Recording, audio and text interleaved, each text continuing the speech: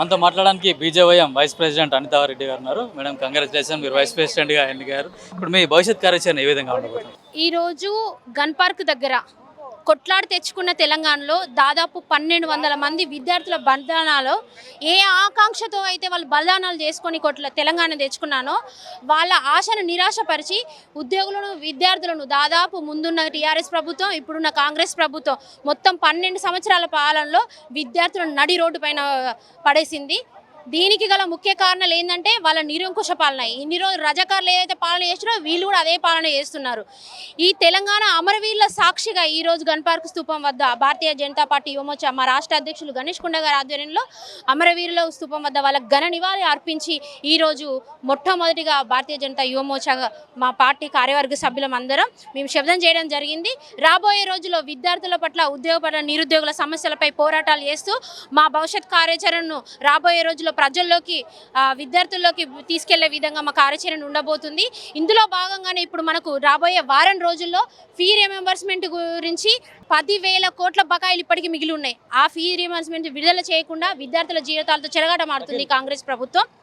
ఇది ఎంత దరిద్రమైన చర్య అంటే దాదాపు 2 ఏళ్ల నుంచి ఒక్క బకాయి కూడా నెరవేర్చకుండా విద్యార్థులు నడి రోడ్ల పైన పడేసిండ్రు. వాళ్ళకి సర్టిఫికెట్ లేకుండా పై క్లాసులకు వెళ్ళకుండా, వాళ్ళ జీవితాలతో వాళ్ళు ఉద్యోగాలు చేసుకోకుండా కాలేజీలోనే వాళ్ళని ఇబ్బంది గురి చేస్తున్నారు. ప్రైవేట్ కాలేజ్ చేయడం అధిక ఫీజుల వసూళ్లతోటి ఇప్పటికీ కొన్ని మన ఇంటర్నేషనల్ స్కూల్స్ కానివ్వండి, ప్రైవేట్ స్కూల్స్ కానివ్వండి సంవత్సరానికి 20%, 30% ఫీజులు పెంచుకుంటూ పోతున్నాయి. దానికి నియమ నిబద్ధత లేదు. మరి రేవంత్ రెడ్డి గారు ఏం చేస్తున్నారు? కమిషన్లు తీసుకొని వాళ్ళకి కాలపాని వేసుకుంటూ సెక్రటరియట్లో కూర్చుంటున్నారా? ఎక్కడికి పోయారు ఉద్యోగులు? మీరు ప్రజల పట్ల ఉండాల్సింది పోయి సెక్రటరియట్లో ఏసీల కింద మీరు మీటింగ్లు పెట్టుకుంటూ ప్రజలకు ఏం మెసేజ్ ఇస్తున్నారు? విద్యార్థులకు ఏం తోడుగా ఉంటున్నారు? ఇప్పటికైనా వాళ్ళని గద్దదించే క్రమంలో కానీ విద్యార్థుల పట్ల, ప్రజల పట్ల మీ భారతీయ జనతా యువ మోర్చా ఎప్పుడు పోరాటం కొనసాగిస్తూనే ఉంటాం.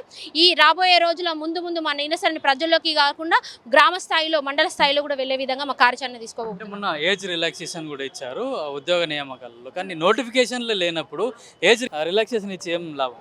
ఏజ్ 2 ఏళ్ళు కాదు, ఇంకొక 10 ఏళ్ళు ఇచ్చినా కూడా ఆ 10 ఏళ్ళ వరకు నోటిఫికేషన్ జరిగాయి. ఎందుకంటే ఇంతకు ముందున్న బీఆర్ఎస్ ప్రభుత్వంలో చూడండి 10 ఏళ్ళు గడిచినాయి. ఎన్ని వేల ఉద్యోగాలు కేవలం ఒక పోలీస్ శాఖలో మాత్రమే ఉద్యోగాల భర్తీ చేసిరు. ఆ పోలీస్ శాఖ ఎందుకు భర్తీ చేసిరు? మేము ఏం చేసినా కూడా మాకు సపోర్ట్గా ఉండేది పోలీస్ వ్యవస్థ ఒక్కటే కాబట్టి అది మాత్రం భర్తీ చేసిరు. ఇప్పుడున్న కాంగ్రెస్ ప్రభుత్వం 50,000 డిఎస్సీ ఉద్యోగాలు అయింది, ఎంతవరకు నెరవేర్చింది?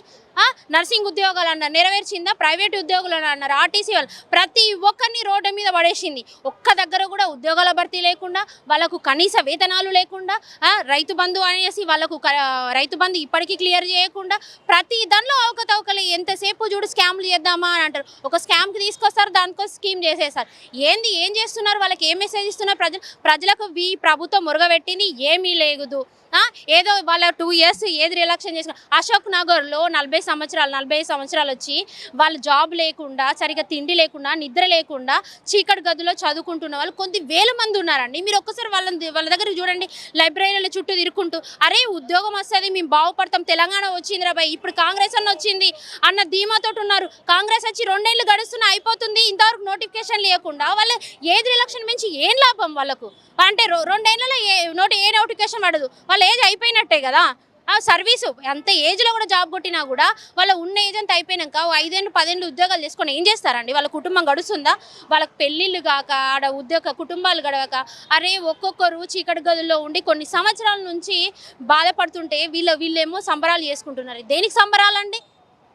ఒక ఎమ్మెల్యే వచ్చి నా నియోజకవర్గంలో ఇంత కోటి ఫండ్ రిలీజ్ చేశాను, సంబరాల పండగ. ఎందుకు సంబరాలు చేసుకుంటున్నారో అర్థం కాదు, వాళ్ళకే అర్థం కాదు. వాళ్ళు ఇప్పటికైనా చిత్తశుద్ధి తెచ్చుకోవాలి. విద్యార్థుల గురించి, ఉద్యోగుల గురించి, ప్రజల గురించి ఫోకస్ చేస్తే చాలా బాగుంటుంది. అంటే విద్యార్థులకు ఇచ్చిన హామీలు ఏవైతున్నా అవన్నీ కూడా నెరవేర్చాలి. అట్లా వెంటనే ఉద్యోగ నియామకాలు కూడా చేపట్టి నోటిఫికేషన్లు కూడా ఇవ్వాలని చెప్తున్నారు. నోటిఫికేషన్లు ఇవ్వకుండా ఏజ్ రిలాక్సేషన్ చేస్తే ఏం లాభం అని కూడా బీజేవైఎం ప్రశ్నిస్తూ ఉంది. కెమెరామెన్ కిరణ్తో కిరణ్ కుమార్, పల్లవి టీవీ, గన్ పార్క్, హైదరాబాద్.